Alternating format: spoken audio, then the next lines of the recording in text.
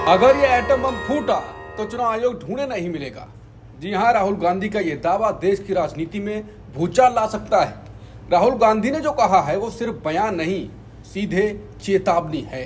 उन्होंने कहा कि वोट चोरी हो रही है और इसका मास्टरमाइंड है चुनाव आयोग और ये सब हो रहा है बीजेपी के लिए।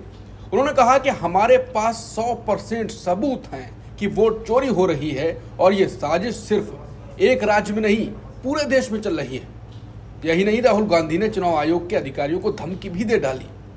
उन्होंने कहा कि चुनाव आयोग में जो भी वोट चुराने का काम कर रहे हैं उन्हें हम छोड़ेंगे नहीं, क्योंकि आप हिंदुस्तान के खिलाफ काम कर रहे हैं जो देशद्रोह है। राहुल गांधी ने कहा कि आप कहीं भी हों, चाहे आप रिटायर होकर ही क्यों ना चले गए हों, हम आपको ढूंढ के निकाल लेंगे। तो क्या ये सच में एक चुनावी एटम बम है या फिर एक राजनीतिक शोर भी हो सकता है? नमस्कार, मैं हूं अंकुर और आप देख रहे हैं सत्येंद्र का खास शो बेबाक मुकेश। मुकेश जी, राहुल गांधी का एटम बम, वो कह रहे हैं कि चुनाव आयोग तो फिर दिखेगा नहीं, ऐसा मैं एटम बम फोड़ने वाला हूं। आप इस पर क्या कहेंगे?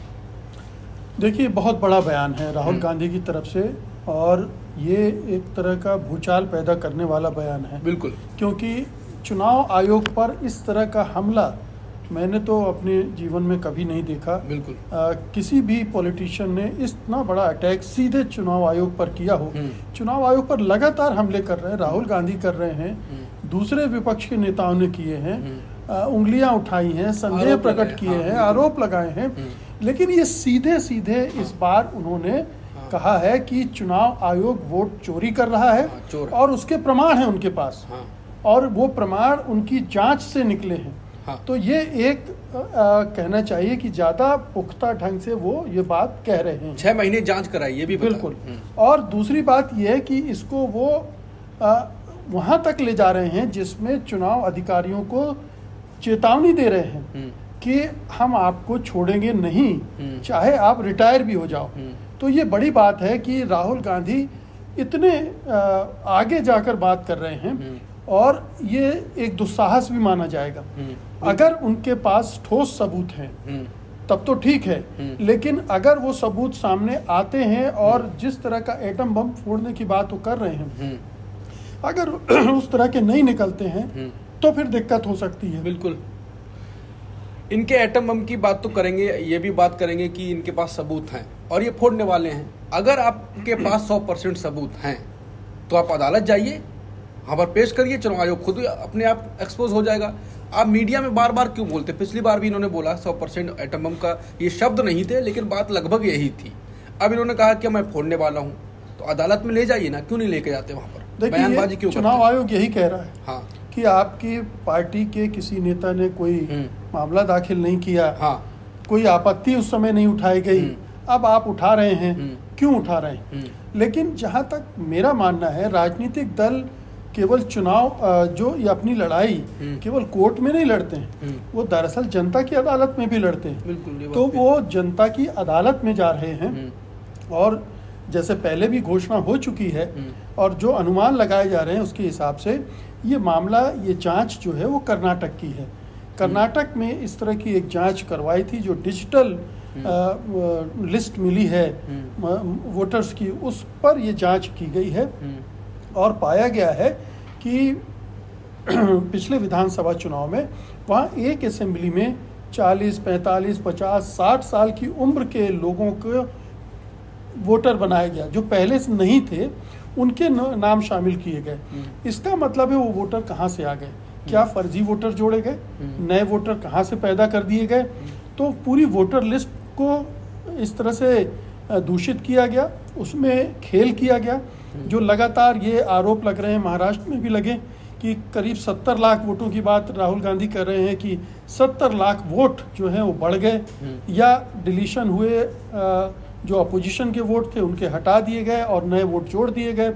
बिहार में जो SIR चल रहा है, स्पेशल इंटेंसिव रिवीजन, उसके बारे में भी यही कहा जा रहा है। अभी चुनाव आयोग ने कहा कि 65 लाख लोगों के नाम कट रहे हैं। अब इसको लेकर भी बवाल चल रहा है। अभी तो खैर प्रोसेस जारी है, देखते हैं कितने कटते हैं। लेकिन उनका कहना है कि मध्य प्रदेश में चुनाव में जब हुआ था तब हमें डाउट हुआ था।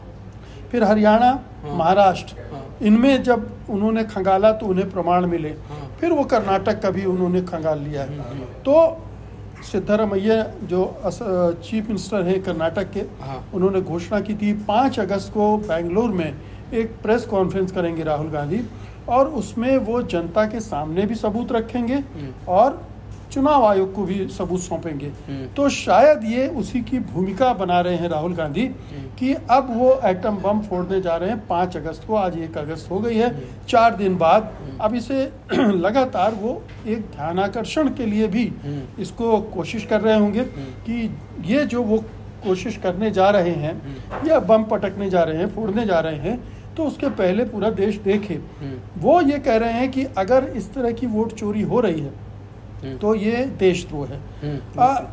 अगर चुनावी तंत्र को इस तरह से प्रदूषित किया जा रहा है, इस्तेमाल किया जा रहा है, तो ऑफ कोर्स आप लोकतंत्र और संविधान की धज्जियां उड़ा रहे हैं। बिल्कुल। और इसमें अगर चुनाव अधिकारी शामिल हैं और चुनाव अधिकारियों के पीछे कौन है, ये भी देखने की बात है। तो पूरा समूह अगर इस तरह से कोशिश कर रहा है, खेल कर रहा है, तो बहुत घनघोर आपत्तिजनक है और ये पूरे सिस्टम को, पॉलिटिकल सिस्टम को गिराने की बात है। तो उनकी चिंता जायज हो सकती है, लेकिन सबसे बड़ा सवाल उनके बयान के बाद यही उठ रहा है कि वो जो बम फोड़ने की बात कर रहे हैं, सचमुच में वो एटम बम है या कहीं फुस तो नहीं हो जाएगा। अगर उनके बयान के हिसाब से जाएं, उनकी बोली पर जाएं, उनके शब्दों पर जाएं, तो एक बार को मान लीजिए जिस ऊर्जा के साथ वो बोल रहे हैं कि पत्रकारों को कह रहे हैं कि फिर चुनाव आयोग आपको दिखेगा नहीं, ऐसा एटम बम फोड़ने जा रहा हूँ, और बार बार वो तथ्य भी दे रहे हैं कि कर्नाटक का एक विधानसभा का,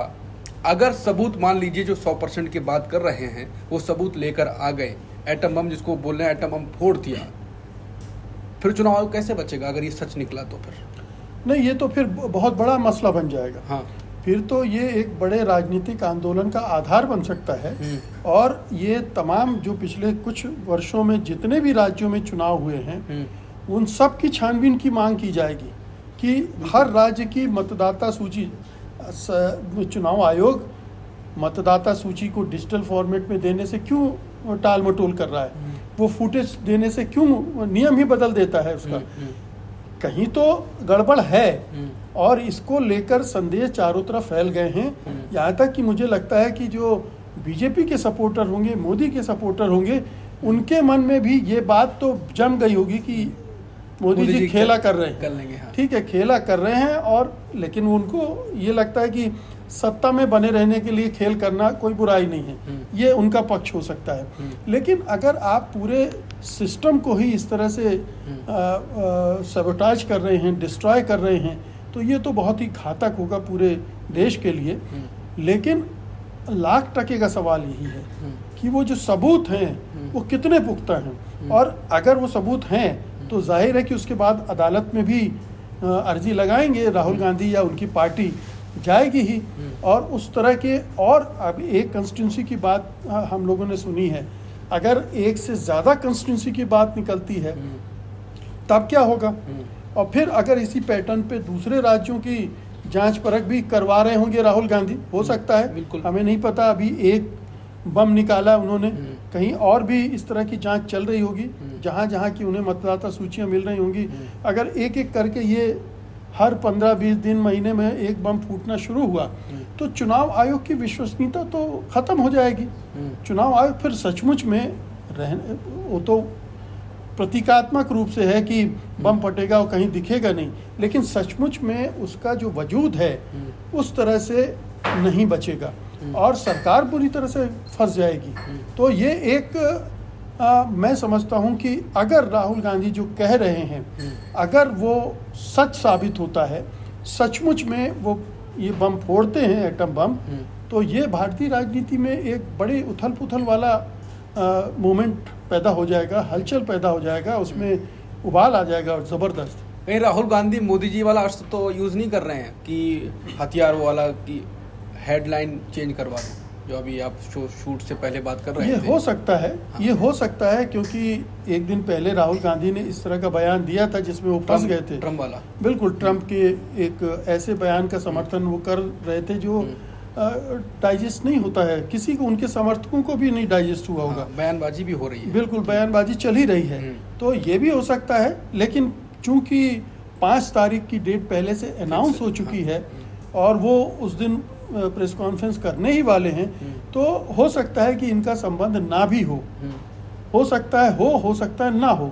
एक बड़ी खबर पैदा करना है, एक 5 तारीख को प्रेस कॉन्फ्रेंस, उसके पीछे एक बिल्डअप हो, लोग उसका इंतज़ार करें कि आखिरकार वो कौन से सबूत हैं, कौन सा बम फटने वाला है, तो एक जिज्ञासा पैदा करना देश भर में, इसका वो मकसद भी हो सकता है। बिल्कुल। तो अब राहुल गांधी के उस धमाके का हम सभी को इंतजार रहेगा। अगर वो 5 अगस्त ही है तो फिर 5 अगस्त का इंतजार रहेगा। उससे पहले फोड़ते हैं, हो सकता है उसके बाद भी फोड़ें। जैसा भी धमाका होता है, फुस टाँ फुस हो जाता है या हो सकता है सच में धमाका हो, हम आपको उसकी खबर ज़रूर देंगे। तब तक के लिए आप देखते रहिए सत्य हिंदी। अगर आपने अभी तक सत्य हिंदी सब्सक्राइब नहीं किया है, ज़्यादातर शो में बोलता हूँ, कभी कभी बीच में नहीं भी बोलता, मुझे पता है आपको पता ही होगा, तो उसको सब्सक्राइब कर लीजिए। और सत्य हिंदी का एक ऐप भी है, उसे भी डाउनलोड कर लीजिए। नमस्कार।